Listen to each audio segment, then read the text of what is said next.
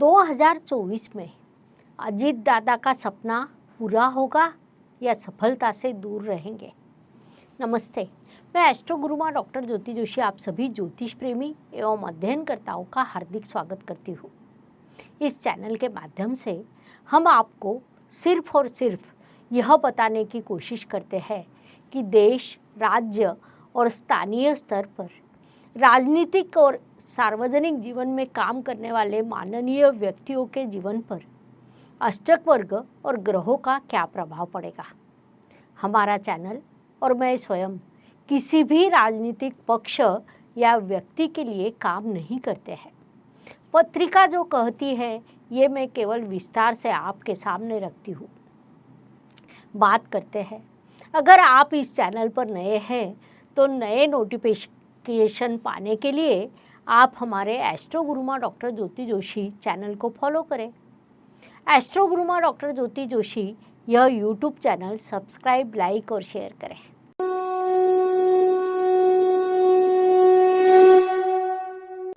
आज मैं ऐसे ही एक दिग्गज नेता के पत्रिका का विश्लेषण करने वाली हूँ।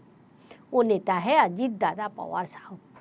जब हम राज्य की राजनीति के इतिहास पर नज़र डालते हैं और बात करते हैं तो पवार परिवार के जिक्र के बिना संभव नहीं। मई 2024 में होने वाले चुनाव का विश्लेषण करते समय उन पर भी बात करना आवश्यक है। तो आज हम अजीत दादा पवार साहब की जन्म पत्रिका अध्ययन करेंगे। हालांकि अजीत दादा वरिष्ठ राजनीतिक नेता शरद जी पवार के भतीजे हैं। राज्य की राजनीति में उनकी अपनी अलग पहचान है। अजीत दादा राज्य के पूर्व उप मुख्यमंत्री रह चुके हैं। उन्होंने कई महत्वपूर्ण खातों का अध्ययन किया है। राज्य के बहुत से खातों का पदभार संभाला है। अजीत दादा वर्तमान में राज्य विधानसभा में विरोधी पक्ष के नेता है। राष्ट्रवादी कांग्रेस पार्टी के प्रमुख नेता है। अगर भविष्य में राष्ट्रवादी कांग्रेस पार्टी या महाविकास आघाड़ी सत्ता में आती है तो मुख्यमंत्री पद के दावेदार के तौर पर भी उनके नाम की चर्चा है। यह भी सुनने में आया है कि अजीत दादा पवार ने हाल ही में अपने काम करने के तरीके और स्वभाव में काफ़ी बदलाव किए हैं। 2024 में होने वाले चुनाव में उनकी भूमिका काफ़ी अहम होगी, लेकिन इस चुनाव में वे कितने कामयाब होंगे, सत्ता की कुर्सी तक पहुंच पाएंगे या नहीं, इस पर चर्चा जरूरी है। चर्चा चाहे जो भी हो, हम आज अष्टक वर्ग के माध्यम से यह देखने वाले हैं कि उनकी कुंडली क्या कहती है। अजीत दादा पवार का जन्म 22 जुलाई 1959 को हुआ था।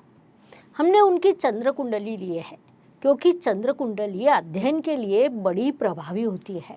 हालांकि कुंडली के कई प्रकार होते हैं, जैसे लग्न कुंडली, चंद्र कुंडली, रवि कुंडली, नवमांश कुंडली, लेकिन चंद्र कुंडली का बड़ा प्रभाव होता है। विशेष रूप से ग्रहों के कारकत्व को चंद्र कुंडली के माध्यम से प्रभावशाली ढंग से देखा जा सकता है। जब हम अजीत दादा पवार की कुंडली देखेंगे तो उस दौर को भी देखेंगे जब उन्हें सत्ता मिली थी। अजीत दादा पवार की कुंभ राशि की कुंडली है। उन्हें 1995 में राशि स्वामी की महादशा मिली थी और तब से वे लगातार सत्ता में थे।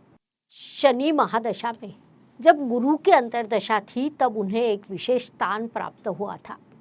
शनि की महादशा की पूरी अवधि में वे चुनाव जीत रहे थे, छोटे बड़े पद पे विराजमान थे। 1995 से 2014 तक शनि महादशा का काल था, जिसने उन्हें लगातार 19 वर्ष सत्ता में पद प्रदान किया। उसके बाद उन्हें बुध ग्रह की महादशा शुरू हुई। वास्तव में कुंभ राशि को बुध ग्रह कारक होता है, लेकिन वह छठे भाव में था। तब बुध शुभ और महादशा के कुछ चरण अकारक होते हैं। विशेषकर बुध ग्रह की स्थिति नकारात्मक होने के कारण उस अवधि में अजीत जी पवार को अधिक सफलता और पद नहीं मिल सका। दरअसल बुध ग्रह की महादशा के कारण उनके जीवन में लगातार नकारात्मक स्थिति या संघर्ष बना रहा, लेकिन यह स्थिति कब तक रहेगी यह भी देखेंगे।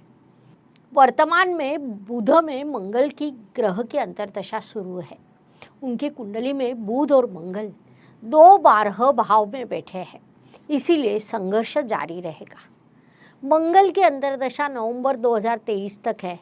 नवंबर 2023 में बुध में राहु की अंतर्दशा होगी। बुध और राहु उनकी कुंडली में एक दूसरे के साथ लाभ योग में है। सर्व ज्योतिष प्रेमी आणि अभ्यासकांसाठी एक परिपूर्ण ज्योतिष बनण्याची सुवर्ण संधी चालून आली आहे। ज्योतिष महासंमेलन दिनांक 11 आणि 12 जून 2023 रोजी पुण्यातल्या पावनभूमीत हॉटेल प्रेसिडेंट प्रभात रोड इथे हे महाअधिवेशन होत आहे। या अधिवेशनात सहभागी होण्यासाठी आपल्याला आधी नाव नोंदणी करावी लागेल। त्यासाठी शुल्क आहे केवळ 1800 रुपये। विशेष प्रतिनिधी किंवा समिती सदस्य म्हणून नाव नोंदणीसाठी अनुक्रमे 4100 आणि 2500 रुपये शुल्क असेल। अशा सदस्यांचा होईल मान्यवरांच्या हस्ते शाल, श्रीफळ आणि स्मृतिचिन्ह देऊन सन्मान। सर्वांसाठी असेल चहा, नाश्ता, भोजन, हाय टी। मग उशीर कशाला? 9850098688 या नंबरवर फोनपे, जीपे करून आपली नोंदणी निश्चित करा आणि महाअधिवेशनात सहभागी व्हा। नोंदणीसाठी पुन्हा एकदा नंबर सांगते, 9850098688। अधिक माहिती तुम्हाला डिस्क्रिप्शन बॉक्समध्ये उपलब्ध असेल। बुध का अर्थ बुद्धिमानी, बुध का अर्थ है वाणी का कौशल्य, बुध का अर्थ है निर्णय लेने की क्षमता और बहुत सी बातें बुध पर निर्भर करती है। यदि राहु बुध में आते हैं तो दोनों ग्रह नैसर्गिक मित्र बन जाते हैं। कुंडली में देखा जाए तो इनके 3-11 यानी यह योग जो एक दूसरे के साथ लाभ और पराक्रम देता है, इस कारण दोनों ग्रह शुभ होते हैं। अजीत दादा को नवंबर 2023 में बुध में राहु की अंतर्दशा लगेगी, वहीं से इन्हें शुभ फल मिलने की शुरुआत होगी। तो अब राहु की अंतर्दशा में उन्हें क्या देगी? राहु इनकी कुंडली में कन्या राशि में है। बुध की राशि में राहु शुभ होते हैं। विशेषतः नवमांश में देखा जाए तो वही राहु फिर से वृषभ यानी अपने मित्र की राशि में है। कुल मिलाकर बुध में से राहु की अंतर्दशा उन्हें काफ़ी सफलता देगी। वहाँ से उनके बोलने का कौशल्य, बुद्धि में तेजी से प्रगति होगी, सहयोग बढ़ेगा, सफलता में बढ़ोतरी होगी। हालांकि चुनाव मई 2024 में होगा, लेकिन उससे पहले चुनाव का प्रचार प्रसार की दृष्टि से उपयोग होता है। नवंबर में अजीत दादा पवार साहब की पत्रिका सकारात्मक रास्ते पर जा चुकी होगी। हम जो अध्ययन करने वाले हैं मुख्य रूप से मई 2024 का है। आइए यह भी देखेंगे कि इस दौरान ग्रह उनको कितना साथ देते हैं। दूसरा पहलू यह भी है कि इस कुंडली के लिए शनि देव महत्वपूर्ण है। शनि के कुंभ राशि में जाने के बाद उनके साथ सकारात्मक चीज़ें हुई है। सकारात्मक होने का मतलब हमेशा सीधा पद पाना, पूर्ण सफलता प्राप्त करना नहीं होता। अजीत दादा पवार जिस कार्य को विभिन्न प्रकार से करते हैं या जिस पद पर वे वर्तमान में हैं, अर्थात विपक्ष दल की भूमिका निभाते हैं, उसमें सफल होना ये भी उतना महत्वपूर्ण है। जनता के मन में सकारात्मक छवि बनाना भी जरूरी है। कुंभ राशि में गए शनि महाराज इन सब में उनका साथ जरूर दिया है। अब हम अष्टक वर्ग में मई 2024 की स्थिति देखते हैं। सबसे पहले ग्रहों के राजा रवि उनकी मूल कुंडली में कर्क राशि में है, जहां उन्होंने 5 बिंदु दिए हैं। यह काफ़ी अच्छे अंक है। जब हम मई 2024 को देखते हैं तो रवि का गोचर मेष राशि से जारी है, वहाँ उन्हें 4 बिंदु मिले हैं। रवि का अर्थ सत्ता, रवि का अर्थ अधिकार, रवि का अर्थ पद, तो रवि का सहयोग उनके लिए महत्वपूर्ण रहेगा। हमारा अजीत दादा पवार जी के अष्टक वर्ग पत्रिका का विश्लेषण चालू है। अगले ग्रह पर बोलने से पहले मैं आपसे विनम्र निवेदन करती हूँ कि एस्ट्रो गुरुमा डॉक्टर ज्योति जोशी इस चैनल पर आप नए हैं या चैनल को सब्सक्राइब नहीं किया है तो कृपया चैनल को सब्सक्राइब करें। ज्योतिष पर आने वाले नए वीडियो का नोटिफिकेशन आपको सबसे पहले मिलेगा। रवि के बाद चंद्र ग्रह की बात करते हैं। चंद्रमा का कितना साथ रहेगा, ये बात चुनाव की तारीखें तय होने के बाद हम बेहतर बता सकते हैं। तो चलिए चुनाव की तारीखें तय होने के बाद चंद्रमा पर बात करेंगे। इसके बाद मंगल आता है। अजीत पवार के मूल पत्रिका में मंगल सिंह राशि में है। वहाँ मंगल ने कुल 3 बिंदु दिए हैं, जो आम तौर पर ठीक बिंदु है। और जब गोचर के बारे में सोचते हैं तो मई 2024 में मंगल मीन राशि में गोचर करता है, तो उसे 4 बिंदु मिले हैं। अतः हम कह सकते हैं कि यह एक प्रगतिशील पत्रिका बनी है। मंगल के बाद बुध ग्रह आता है, जो उनका महादशानाथ है। महादशानाथ होने के कारण इसका महत्व कुछ अधिक है। बुध इनकी जन्म कुंडली में कर्क राशि में है। उसने वहाँ 4 बिंदु दिए हैं। जब मई 2024 में चुनाव की संभावना है तो बुध का गोचर मीन राशि से है, जहाँ मजबूत 7 अंक मिले हैं, जिससे चुनाव में अजीत दादा पवार की सफलता का प्रतिशत बढ़ता दिखाई देता है। ज्योतिष का अध्ययन तथा शास्त्र की शास्त्रीय तरीके से पढ़ाई करने के लिए मेरी 2 किताबें प्रकाशित हो चुकी है, उनका अवश्य लाभ लीजिए। बुध के बाद ग्रह बृहस्पति है, जो अपनी मूल कुंडली में तुला राशि में है। गुरु ग्रह ने तुला राशि को 5 अंक दिए हैं, जो अच्छे कह सकते हैं। लेकिन सबसे महत्वपूर्ण बात है कि मई 2024 में गुरु वृषभ राशि से गोचर करेगा और गुरु ने वृषभ राशि को कुल 7 बिंदु दिए हैं। एक ही समय पर बुध और गुरु, ये दोनों ग्रह अजीत दादा पवार को 7 बिंदु देंगे। यह एक बड़ी सकारात्मक और महत्वपूर्ण बात कह सकते हैं।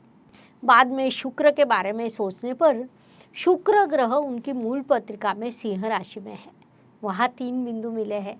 जब हम मई 2024 के बारे में सोचते हैं तो शुक्र मेष राशि में गोचर करने वाला है, जहाँ उसने 5 बिंदु दिए हैं। यहाँ भी जिसे हम ग्रोथ कहते हैं, यानी प्रोग्रेसिव पथ दिखाई देता है। इसके बाद सबसे महत्वपूर्ण ग्रह शनिदेव है, क्योंकि इनकी कुंडली में शनिदेव राशि स्वामी है। जनता का सहयोग शनिदेव से देखते हैं। मूल भाव में शनि धनु राशि में है, जहाँ शनिदेव ने उत्तम 4 बिंदु दिए हैं। जब हम गोचर को देखते हैं तो शनि कुंभ राशि में चले गए हैं और यहाँ भी प्रगति दिखाई देती है, तो यहाँ 5 बिंदु प्राप्त हुए हैं। संक्षेप में हमने जब सभी ग्रहों का विचार किया, विश्लेषण किया है, साथ में ही महादशानाथ, अंतर्दशानाथ का भी विचार किया। यह सब देखने के बाद अजीत जी पवार की ग्रह दशा बदल दिखाई देती है।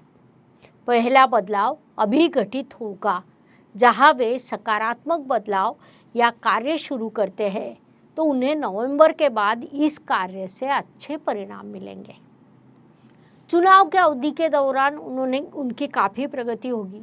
संक्षेप में मई 2024 में होने वाले चुनाव पर विचार करें तो महाराष्ट्र में कांटे की टक्कर होगी। इस लड़ाई में उन्हें जो सफलता मिलेगी वह और बढ़ेगी, लेकिन अपनी दम पर सत्ता प्राप्त हो यह नहीं दिखाई दे रहा है।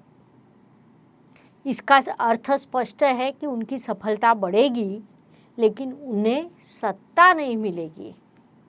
दरअसल किसी पार्टी के साथ गठबंधन करके वे सत्ता हासिल कर सकते हैं, क्योंकि बुध का अर्थ है समझौता। बुध यानी किसी कार्य को ठीक प्रकार करने की कुशलता, ये कौशल्य उनमें है। ये कुशलता बुध की महादशा होने के कारण अधिक विकसित होगी। एक तरफ देखा जाए तो सत्ता का हिसाब किताब तय कर सत्ता हासिल करने का प्रयास शुरू है। इसका मतलब है कि उनकी पत्रिका कहीं न कहीं मिलीजुली सफलता और असफलता का प्रमाण देती है। ज्योतिष प्रेमी और अध्ययनकर्ताओं, यह राज्य के एक बड़े राजनेता अजीत दादा पवार साहब जी की पत्रिका थी। विभिन्न प्रभावी नेताओं की जानकारी ज्योतिष के माध्यम से जानने के लिए बने रहे, जुड़े रहे एस्ट्रो गुरुमा डॉक्टर ज्योति जोशी यूट्यूब चैनल के साथ, क्योंकि हमेशा जिस व्यक्ति का कुंडली विश्लेषण आप चाहते हो उसे हम लाते हैं। ऐसे ही नए नए वीडियो के लिए चैनल को सब्सक्राइब और शेयर करना ना भूलें। धन्यवाद। नमस्ते। शुभम भवतु। Please like, share and subscribe the channel. और हाँ, बेल आइकॉन दबाना ना भूलें। धन्यवाद।